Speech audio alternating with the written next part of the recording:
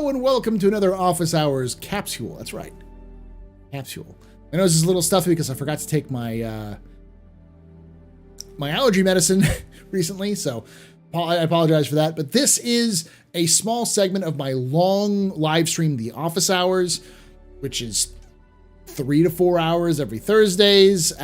Starts at 9 p.m. Eastern. Come join us live. It's an AMA. We talk about lore. We talk about the latest news. It's just a sit down kind of chat, hang out, ask questions, get answers, discuss aspects.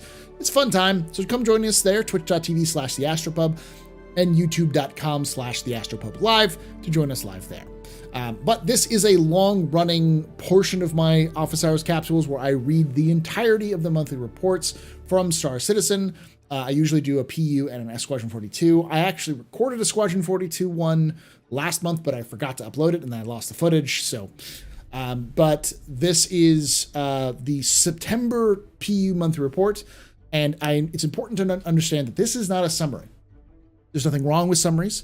There are plenty of people who do a good job at summarizing content, but there's a fundamental issue when it comes to relying on summarized content. And this is the teacher in me coming out, which is without reading the full context of the report or the full language and verbiage, you're relying on the interpretations of somebody else who may have a flawed, skewed, biased perspective of it, or have alternative takes. So I think it's important to read these things verbatim. It's okay to input your own context, your own opinions and stuff like that, which I do all the time. But reading them verbatim so that people can hear the whole thing and gather all of the points. Now, I won't understand everything I'm reading. Sometimes it's just gibberish to me. But I hope it gets some aspect of you. So if you enjoy this, please let me know in the comments below. And if you do, subscribe to the channel. Make sure you hit the little bell icon to know exactly when these come out. It'll even tell you when I'm going live. And of course, make sure you hit that like button to spread the word. It helps spread the channel, grow the channel. We've had some great growth since we've kind of split the channel into the lore channel that I do, the Astro Historian, and this channel, the AstroPub Live. So I'd love to, and of course, join us live. Thursdays at 9 p.m. Eastern. Love to see you there. Without further ado, let's talk about the September 2022 monthly report. And this is where I get my glasses on. Let's get started. All right. The Squadron 42, or the PU Star Citizen monthly report for September 2022. Welcome to the spookiest month of the year. If the terrors in the verse are getting a bit much, you can bury your head in this month's report. Forget about Neville Lott and learn about everything accomplished throughout September. Read on the latest news on AI behaviors, upcoming ships, locations, and more. AI features.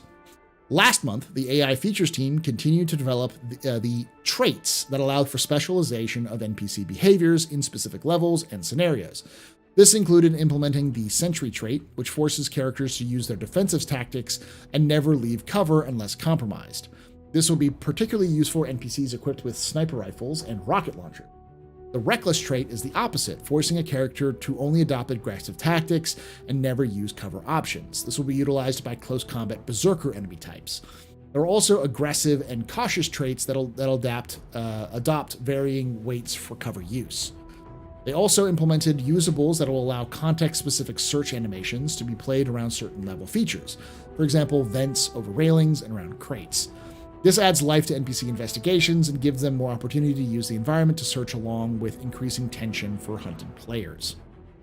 Perception work. Okay, so before we get to that point, it's important to mention this is the second, maybe even third time they've talked about this. This is important, and I know a lot of people say, well, it's just words. Why does this matter? Because what we're seeing here is the development of not necessarily endgame, but more finalized versions of AI. AI that we would typically see in a video game. Different enemy types, different behaviors, so on and so forth. So this is going into Squadron 42 and Star Citizen, likely Squadron first and then Star Citizen. And these features are likely not going to be coming in until after 3.18 and 4.0, when we have the implementation of, the PES for persistence and of server meshing. But these will be implemented shortly after that once the servers can handle it. So these are important things to note, that they are working on this now, and they've been developing it fairly robustly, which means that in the next 6 months or so, we're going to start seeing some of this stuff added into the game, if everything goes according to plan. So if you've been one of those people who are like, hey, AI are pretty dumb and I want to see more better AI, we're working on it. They've also talked about this as part of like scaling for difficulty as well, because they've had different things like the token system, which they may talk about here again. All right, perception work continued too, with the team supporting the stealth gameplay loop by allowing the player to wear specific clothing to disguise themselves in different environments.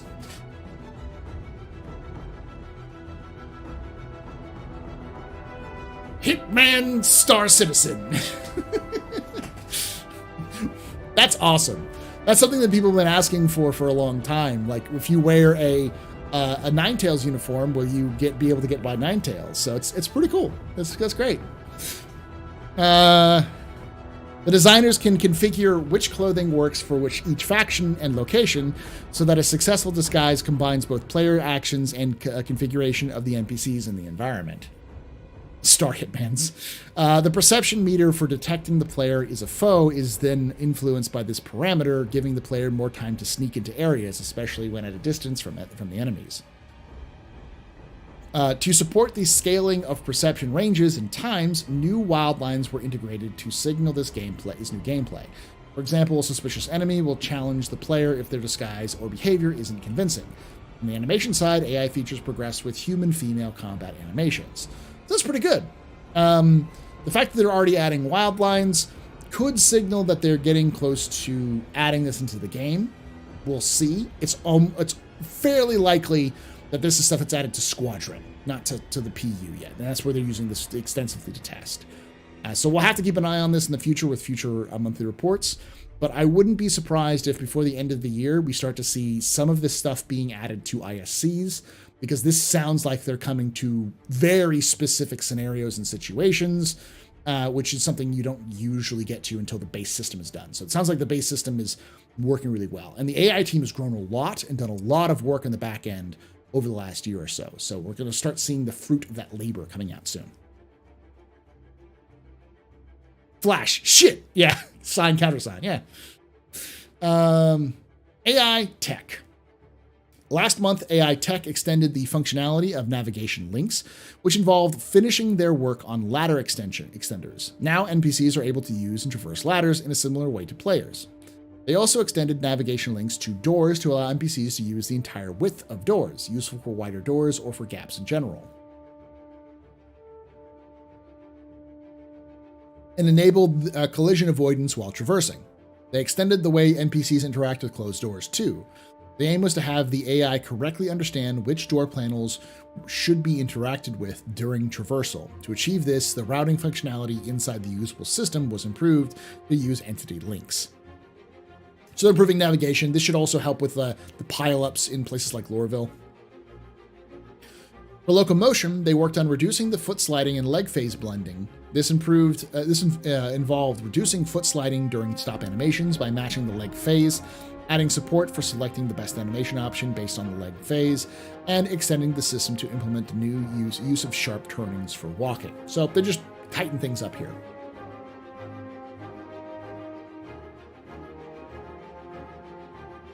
On the internal subsumption editor, the team addressed usability feedback from the designers, and bug fixing continued. They also began extending the tool to manage the editing of master graphs, which has never been possible in the external tool. That's awesome.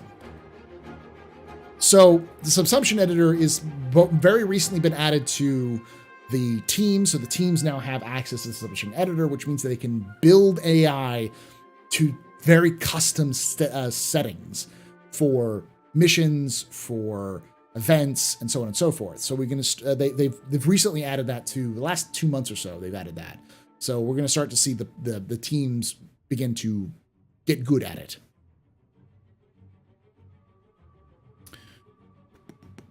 On the internal subsumption editor, the team addressed usability feedback from, okay, we already talked about that. The work has also done to extend 2 different areas of AI perception functionality.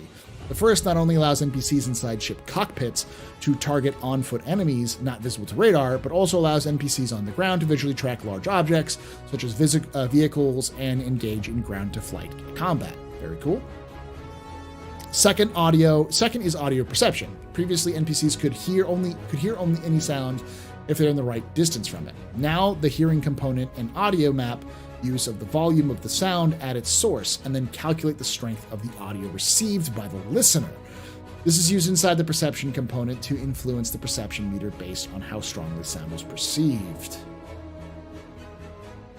This new extension allows for designers to create multiple curves to describe the influence of different audio semantics. For example, explosions have different influence than footsteps. Each audio stimulus also has a different maximum value it can push to the perception meter too. All right, this is pure speculation, but I think it has a role.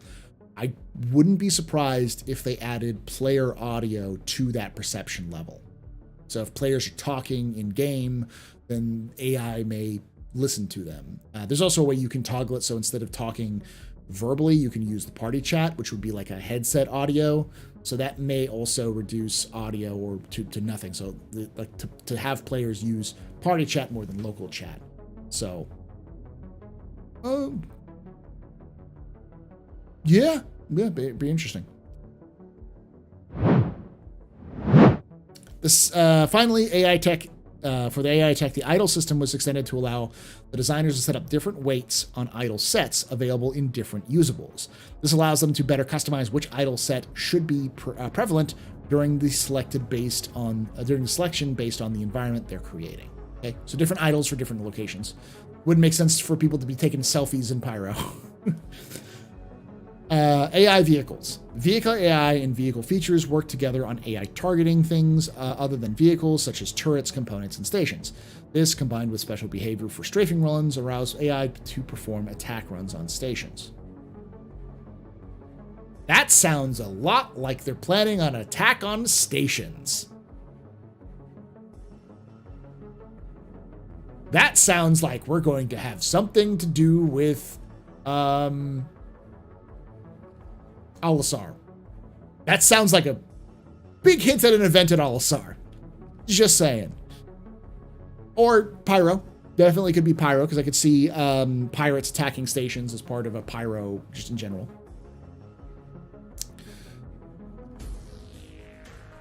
All right, animation. Facial animation team dedicated most of the month to multiple PU character sets, including lines for rescue transport gameplay. They also provided mocap on-set facial services for the marketing team. They're currently working on cleanup and facial animations on various Q4 events.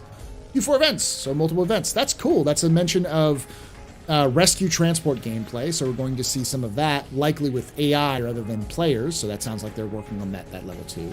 And marketing stuff, which is probably Jax McCleary, and the events for facial animations for events for Q4. So that's pretty cool.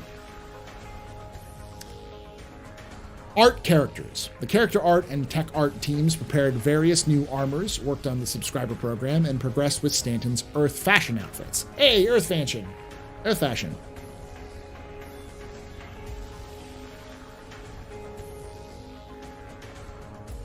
The concept art side, further development was done on Frontier outfits, undersuits and helmets, medical armor, and creatures.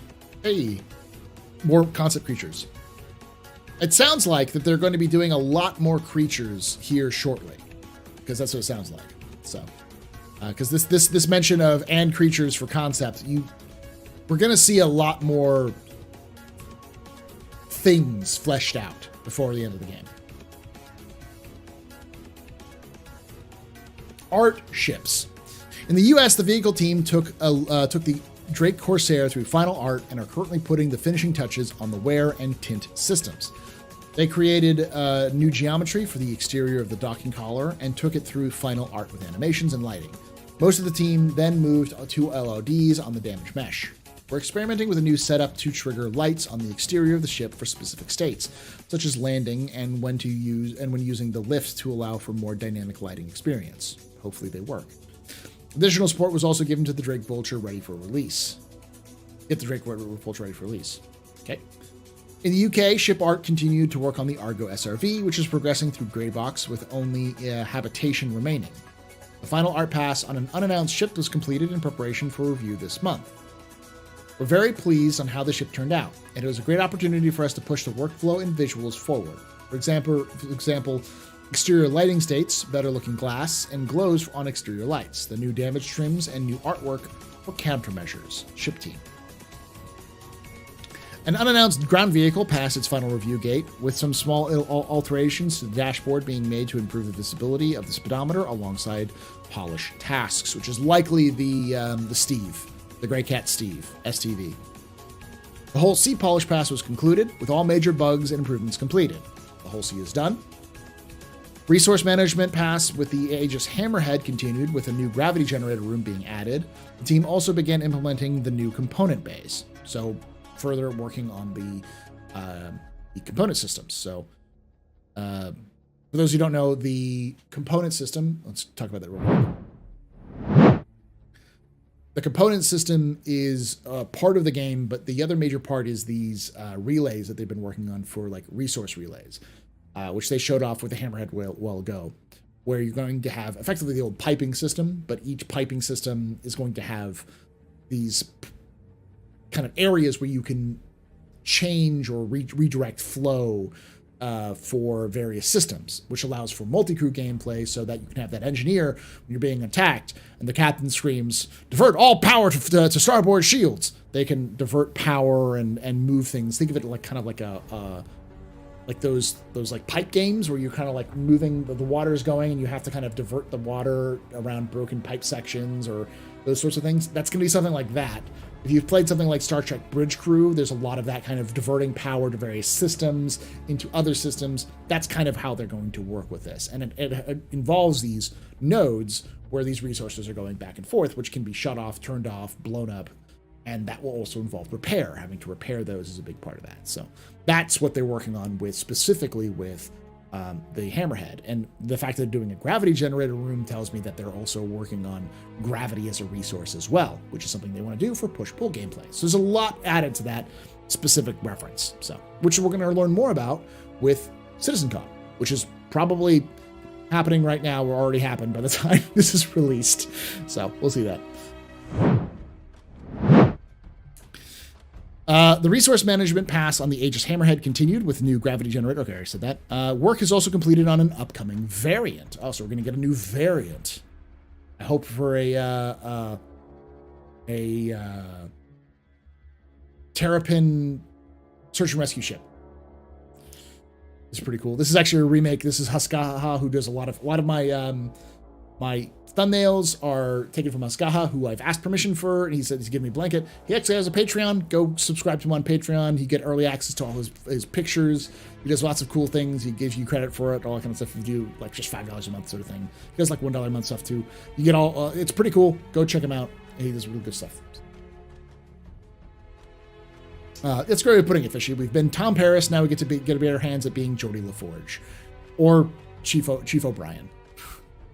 Community! The team started this month with a follow-up comms leak on the Battle of the Bricks, detailing how players can link their own charity stream to the campaign. They then acknowledged 10 outstanding submissions to Ship Showdown's Phase 1. Community invited players to join with the Ship Showdown by launching Top 8 Free Fly along with referral bonus, the opportunity to fly the top 8 ships from the finals. Ships Showdown's Final 4, RSI Scorpius, Anvil Pisces, Crusader Star Runner, and Anvil Carrick each qualified for free limited edition paints and an in-game challenge coin from the manufacturer. The Anvil Carrick was ultimately crowned Ship Showdown 2952 champion and will receive an in-game model at a later date. The team then headed to the Pirate Week, which included Ninetales themed photo contest. Preparations for Digital CitizenCon 2952 on October 8 continued, including the release of the event schedule. Finally, for the community team, continued to Bar Citizen World Tour, visiting Orlando and USA, Cheongju in South Korea, I'm sure I probably messed that up, Paris in France, and Singapore. Thank you for the hospitality and the hearty evenings with many new friends. Community team. Very cool. It's always weird, and I'll say this again. I am very Western-centric. I'm very English-centric. So my community tends to be more English-based. But I have had people from, I think, the Korean community and from the French community and the German community reach out to say, I want to translate some of your videos into our various languages for lore stuff. And I said, go nuts. Go for it. I like those people. More people with lore is the better. So, and if you are those people who want to do those sorts of translations, if you're listening to this and you say you want to do this for your own native language and you want to do it, tell me and I will promote it. I will promote it so that other people can see it as well, because you need to get promoted for doing that work as well. So just add that in there. So it's pretty cool. All right. This is where I'm going to do engine. So I'm going to caveat this. I cannot turn rocks into replicators. I do not know what the machine spirit needs. I do not have the ability to convert matter into whatever I deem fit. I am not a creation of the Forerunners and can disassemble and reassemble a electric engine by rote memory. I do not know anything about the engine section. I understand some of these words. But if you do, and you are an expert in this, please do let me know in the comments below any general ideas that you pulled out of this. Still, I will read it word for word and do my best to interpret what's being said. That all being said, let's get started with the engine. Engine. In September, the physics team refactored the Ray World Intersections, RWI, verification. Requests are now verified when queued. The RWI API now also supports named parameter idiom to prevent further mishaps in its use. An option was also added to RWI that allows sphere tracing against distance fields. Moreover, changes were done at the level export code to enable reliable attachment of ropes to other entities on the client. On the renderer, more progress was made on the Gen 12 transition. Cube map backdrops, light beams, geom caches, silhouettes rendering, water volumes, water reflections, and water caustics were ported. Various editor tools now run with Gen 12 as well, such as the character editor and mannequin. So a lot of stuff has been moved over to Gen 12. Last month's support for transient graphics passes saw further adoption uptake, with lots more passes now using it. Furthermore, support for transient compute and copy/clear passes was added to work to support transient scene render passes is currently underway. Additionally, memory tracking for graphic passes was added. Gen 12 now also supports texture entropy,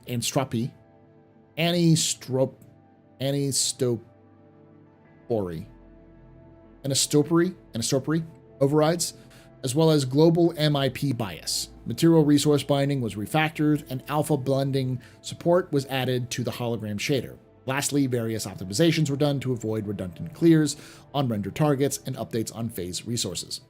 The Gen 12 port of volumetric cloud rendering was completed. More Gen 12 stuff, that's good. On the core engine, the team added support for sys calls in CIG profile, and frame time is now included in peak detection CIG trace events. More work is being done to enable P4K files to be memory mappable, which will allow for faster engine startup. As an optimization, the team was able to remove entity-based network wakeups. The remainder of the time was spent supporting Alpha 3.18 and the live PU. So a lot of Gen 12 stuff. It looks like some optimizations, some refactors for. This looks like just a lot of Gen 12 stuff, which tracks with Gen 12 being important for 3.18. So, anisotropy. Okay, thank you, DS. Features, characters, and weapons. Throughout September, work continued on the underlying system for FPS devices. This involved adding features such as timer and proximity triggers, and support for behaviors such as explosions and actor status effects when devices are triggered. This will, for example, allow the team to replace the out-of-date flashbang logic. So, Trophy. Anisotropy. Okay, there we go. Something I mentioned earlier in the year. There was a mention of a new drone being developed by the UAE Army in lore, specifically like kind of more like a small support drone that was used. It was an offhanded mention in lore that could have been used.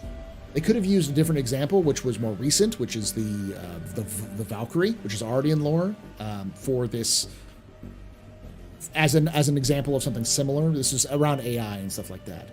But they specifically mentioned a drone, and I said at that time, CIG is currently developing the FPS devices for things like drones. So I can almost guarantee you we will see an FPS device drone being worked on by the end of the year. We now have that, which is another kind of example of lore is often the very early stages and the very last stage of any development. So if you see the lore team start dropping stuff about that, it usually means they developed a whole ton of writing for it. They're not going to sit there and let it do nothing. They're going to add it into the lore because they just spent a lot of time on that, and they're not going to let that work go to waste. So they add it into these little lore updates that they do twice a month, sort of thing. So that is likely what we're going to be seeing is infantry drones and other stuff like that. But the mention of the flashbang stuff would make sense.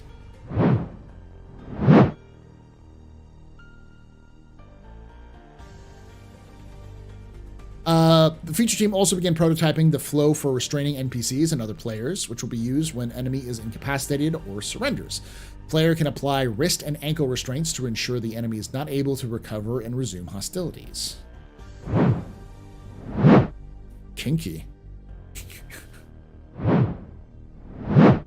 Obviously, this is important for bounty hunting gameplay. And for those of you who don't know, simply because we have regen, you need to capture. They've always said that you need to capture enemies alive, like targets alive, to be able to get bounties on them in the future, or it would be preferable to take them alive. Now I can almost guarantee you will be required to take people alive rather than dead. You can't bring them warm or bring them cold. You got to bring them in warm because otherwise they can just off themselves.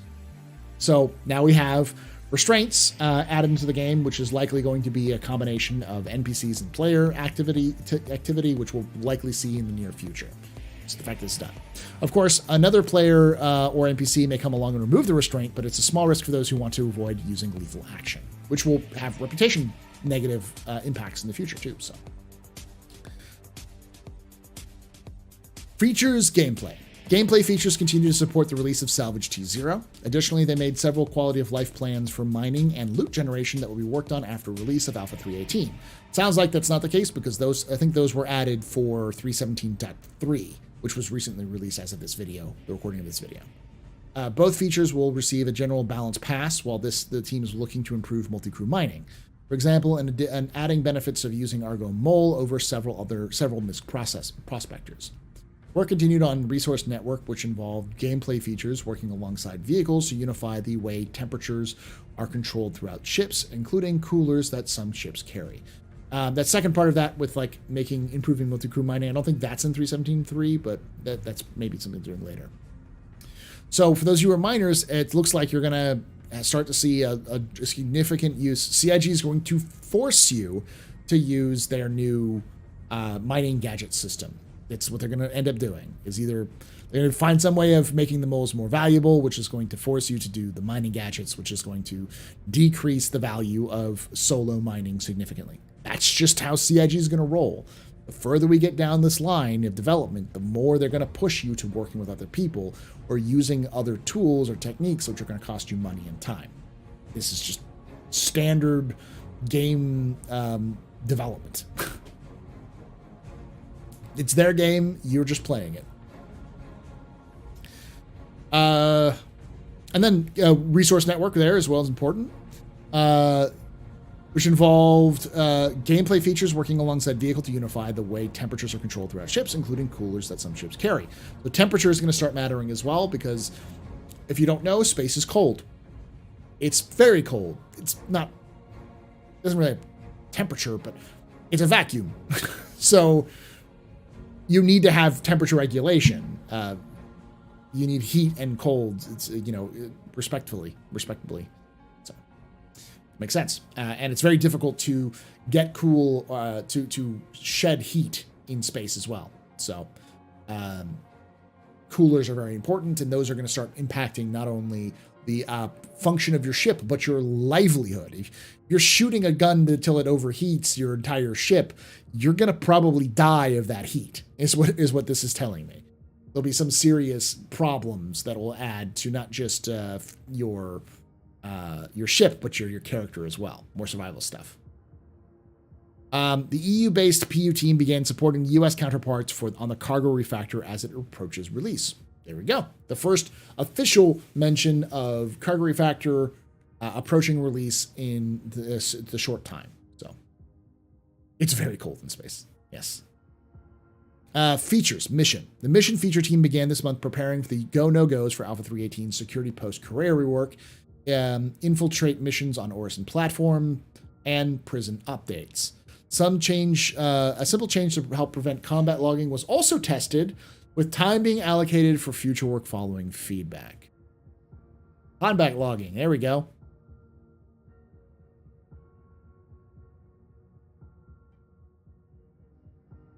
All right.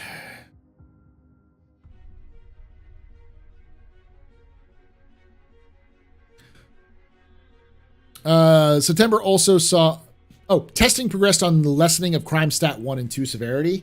Improvements were also made to help differentiate between trespass zones and area controlled by unlawful hostiles.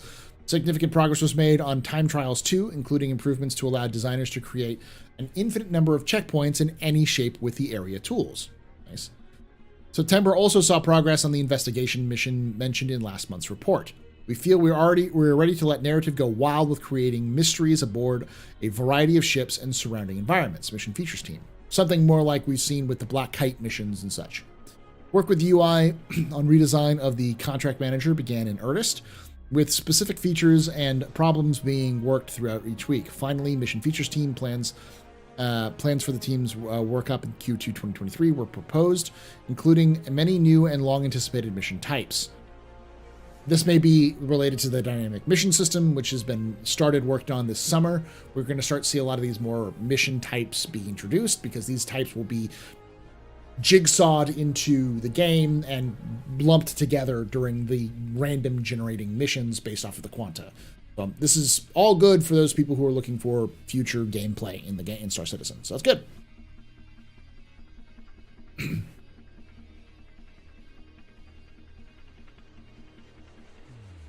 Features, vehicles. Last month, Vehicle Features team focused on supporting the release of persistent entity streaming. This included work on the transit system, which has received a significant refactor to cope with how things now stream.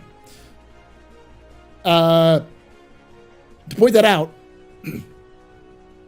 the way that transit system currently works in game is the trams run whether you're there or not. But because, and this is one of those things that people often say,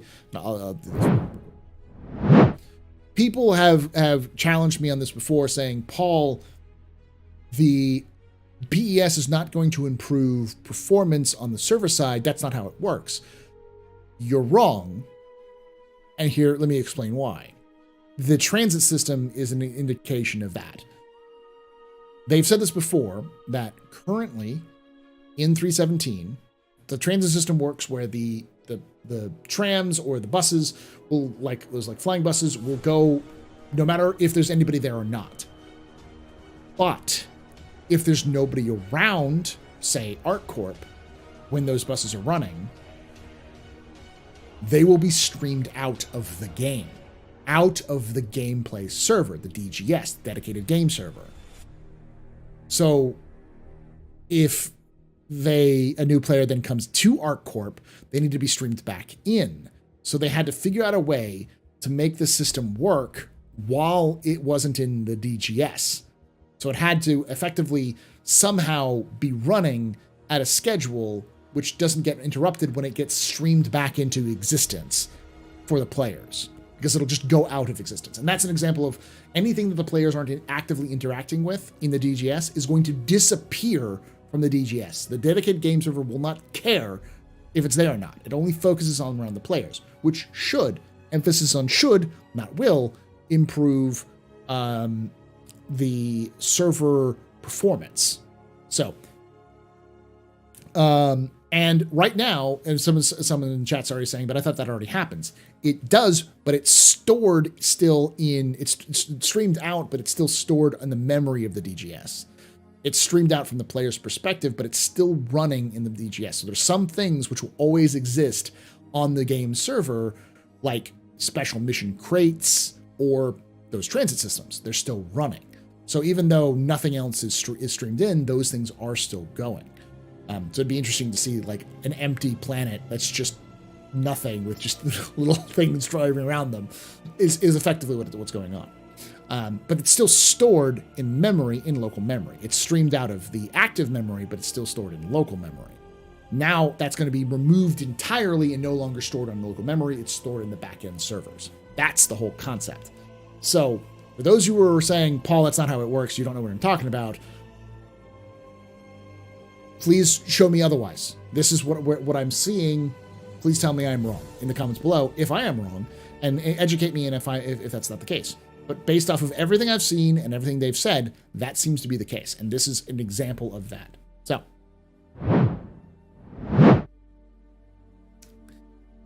the team also spent time improving how other older systems, including tiles, the underlying text system that connects objects to power and other resources. They also reworked the aiming and gunnery system, which received upgrades for future releases to simplify and improve things. For example, making weapons significantly more accurate and reliable in vehicles. Okay. For new systems, the team worked on the EUPU team's resource network, converting vehicle systems to utilize the new implementation and updating all item behaviors. Oh, they're already starting to work on adding that into other ships. That's pretty good sign. I wouldn't be surprised if we start seeing a lot of this resource stuff being added into the game in the new year. So they also progressed with new features driven by the needs of Squadron 42, most notably Ship MFD system, which has been fully planned out and designed and is currently being implemented in-game. We are getting the new MFDs in-game soon. First in Squadron, then coming over. So that's another example that I've often hear people say, if it's going into Squadron 42, we'll never see it in Star Citizen. Not true. Once it goes into Squadron 42, then it gets ported over to Star Citizen. Usually takes a couple of weeks or months, sometimes a year, depending on the complexity of the system. But it does eventually end up in Star Citizen, and it will end up in Star Citizen well before Squadron 42 even releases. It's just a matter of where it's developed first, so they don't have to port it over to Squadron 42 and then mess with anything else like that. It makes it just overall faster to develop in Squadron, which is why they do it in the first place. So a lot of information on vehicles, which you can glean from a lot of other things that people have questions about, you can glean from this section alone. Graphics and VFX programming and planet tech. In October, the graphics team completed work on edge highlight rendering code in support of FPS scanning of occluded objects. Very cool. This involved creating a new render texture layer used exclusively for augmented reality rendering, which will be used for all AR/in-world UI rendering going forward. The shader used for AR rendering was also upgraded to support tessellization/smoothing, triplanar texture mapping, and dynamic multi-scale texturing. At the request of the UI team, the graphics team investigated the possibility of using D3D Vulkan's anti-aliased line rendering for rendering wireframes on UI meshes. However, they decided to go with a shader-based approach using tessellization hardware instead due to performance issues with the drivers. Okay, so they're already starting to look at what Vulkan can give them in terms of performance boosts and such. So the team also began looking into improving unifying all resource streaming systems with the goal of simplifying the code while allowing more intelligent use of available memory so they can adapt to different scenarios across the game. Work on the ultra-high resolution screenshot output was completed for the marketing team too. Just for the marketing team? Bro. No. No. That tool needs to be available for players. Like, ASAP. Because players are your marketing team as much as the marketing team is. They fucking need access to that. Just, that's not even a question. That's a statement, CIG. It's a demand. I am a terrorist demanding this. I will hold up Star Citizen's development until this happens.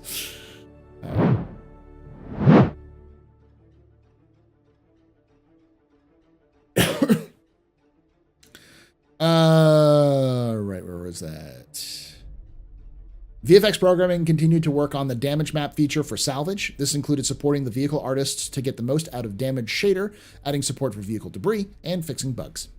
The Planet Tech team are in the process of delivering Rastar 1, the internal tool used to build modules and populate planetary environments with outposts, derelicts, and cities. October's task included bug fixes and usability improvements to better support production requirements. Planet Tech also improved River Tech for Alpha 318 with several bug fixes and new spline system to better match complex topology curvatures. Finally, they made fixes to the Gen 12 rendering of planets ready for Alpha 318. So Rastar is the first version of the tool that they're using to populate outposts. They actually did a full breakdown of Rastar a couple of years ago at a CitizenCon, but the long and short of it is Rastar is a system where it will auto-populate outposts where it needs to go.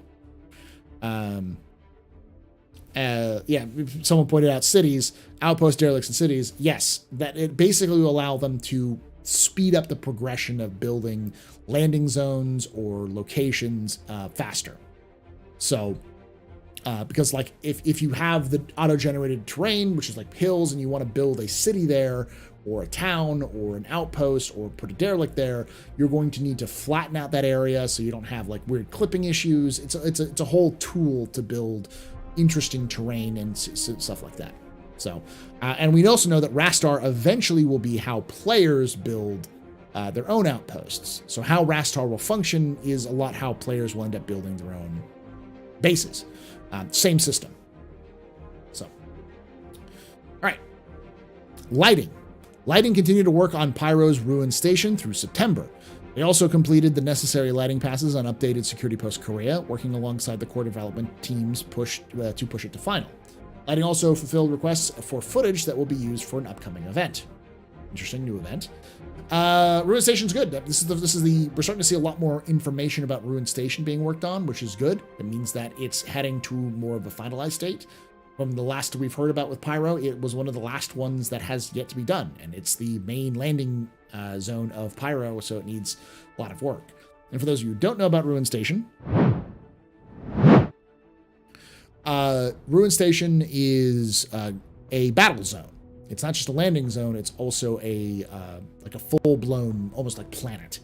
There is a landing zone area, but there's also going to be areas where you can have active combat, and you'll be fighting people and probably searching for loot and other things like that.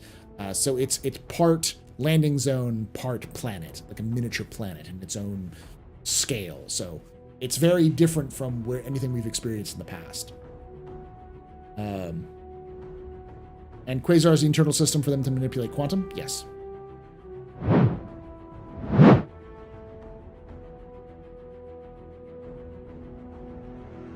Locations EU. EU-based locations seemed focused on Pyro last month, progressing with the art and design of Ruin Station. They also developed several new areas, including Security Post Korea, an upcoming event space, and older landing zones, adding new animations to bring them to life further.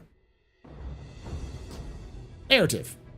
After pushing the finishing touches on their work for IAE 2952, the narrative team progressed with many of the initiatives started last month, including mission work for Alpha 318 patch and beyond. In addition to the text players see in the contract manager and the screen as objectives, they also work closely with design on the terminals and kiosks that players interact with. It's important that the screens not only clearly conveying the function, but provide verisimilitude for how they are supposed to be used in lore, which can be tricky to balance. Narrative team. The narrative team also assisted with planning future improvements to the contract manager Mobiglass app itself to make it more robust and player-friendly experience. They also began discussing upcoming work to continue improving the new player experience and help players better understand the nuances of playing Star Citizen when they first entered the verse. September also brought new content to the website, including Star Watch, highlighting how Hollywood's dealing with new regen tech, a new booty call about pirate superstitions, a portfolio on Cousin Crow's custom crafts, and a brand new set of Galactopedia posts. Members of the narrative team also made a special appearance on Star Citizen Live to answer lore questions. Very cool. So, the thing about the contract manager is it's likely going to start changing dramatically because how you get missions will change once we start having the new mission giving system implemented. But it's cool. We're getting a lot more stuff as well. Interactables. The Interactables team spent the time closing out some of their consumables for Ruin Station and worked on various marketing assets that will be in players' hands soon. Short and sweet. Because of, stuff for, we'll see. QA's recent focus was on persistent entity streaming related testing. In addition, the PU content teams tested all Alpha 318 deliverables, providing continuous assessments for each feature in one final assessment before the official feature review meetings. Tech animation. September saw tech animation progress with face scanning initiative mentioned in last month's report, which aims to add more heads to the game's gene pool.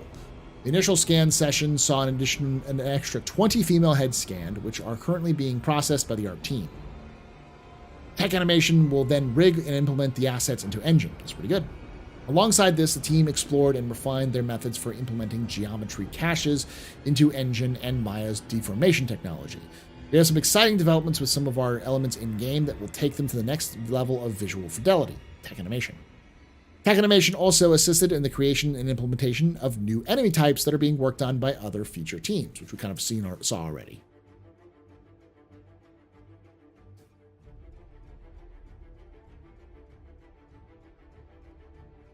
Online Services Montreal. In September, the online services team gathered in Montreal with members of flying in from Portugal, New Jersey, and Toronto for a week of planning.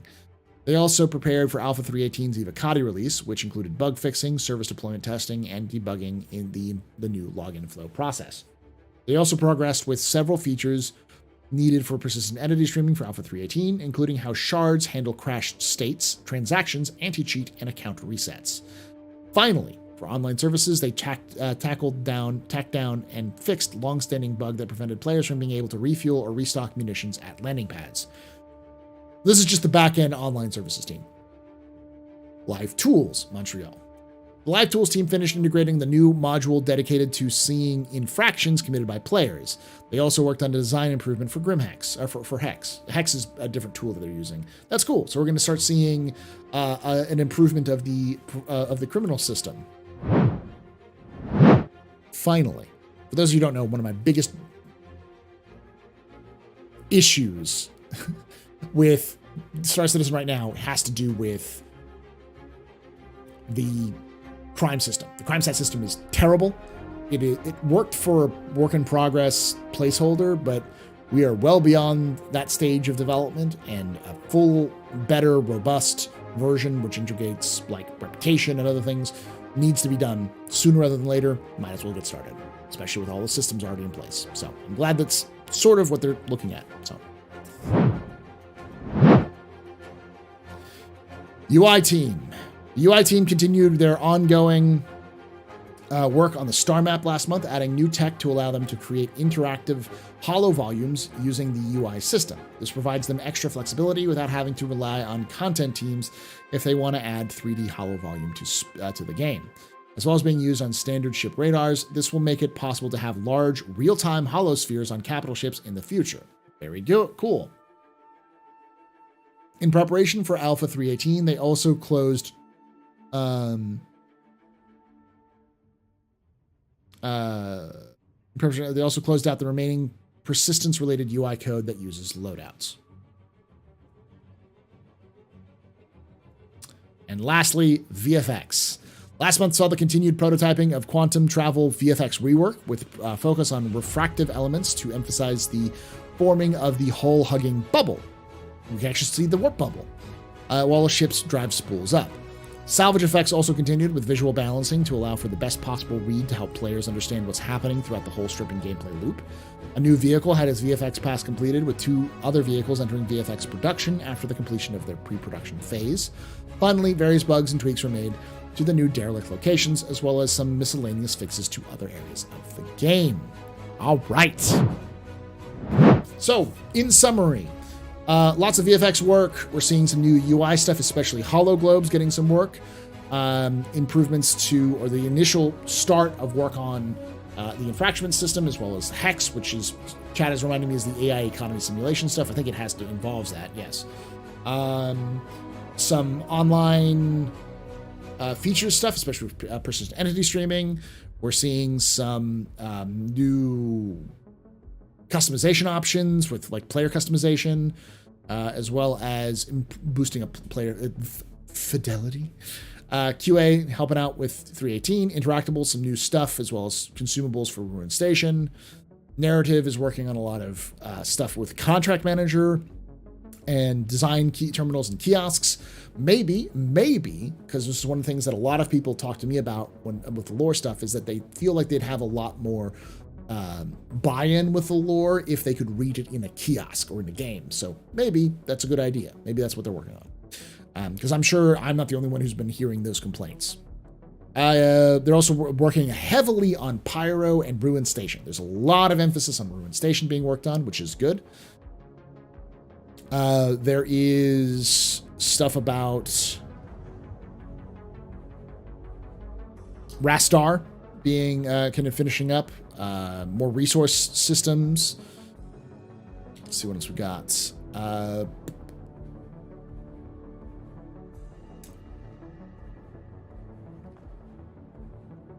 Improving stuff for power and resources management for ships. Lots of work on that. MFD additions.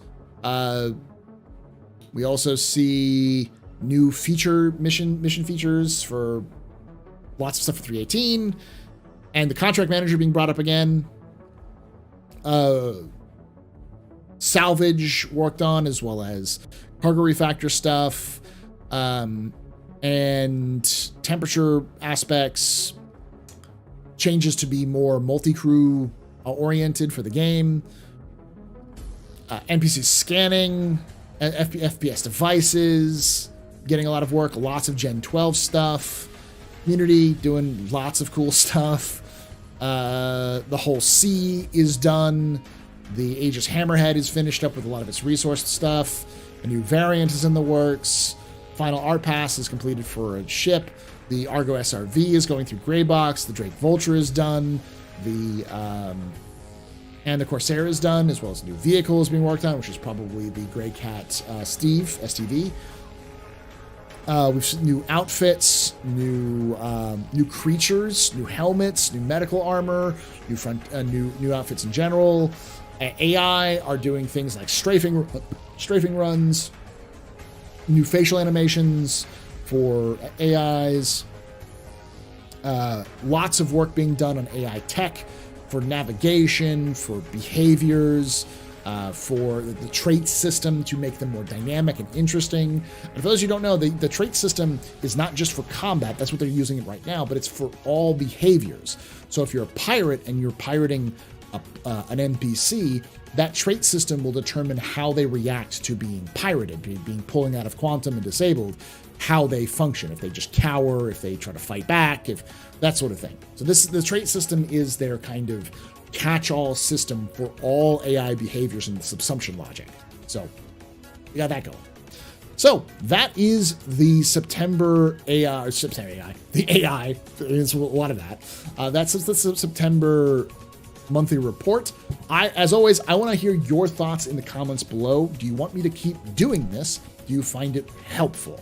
Also, what areas stuck out to you? Did you read something? Did I read something and just completely miss it that you think is very important? Let me know in the comments below. Remember, like, subscribe, hit the little bell icon, and join us live Thursdays at twitch.tv/TheAstroPub or youtube.com/TheAstroPub live for conversations. Right after this, I'm going to answer a bunch of the questions that chat had and go into a little more conversations about that. And as I always say, hope to see you someday. on the back.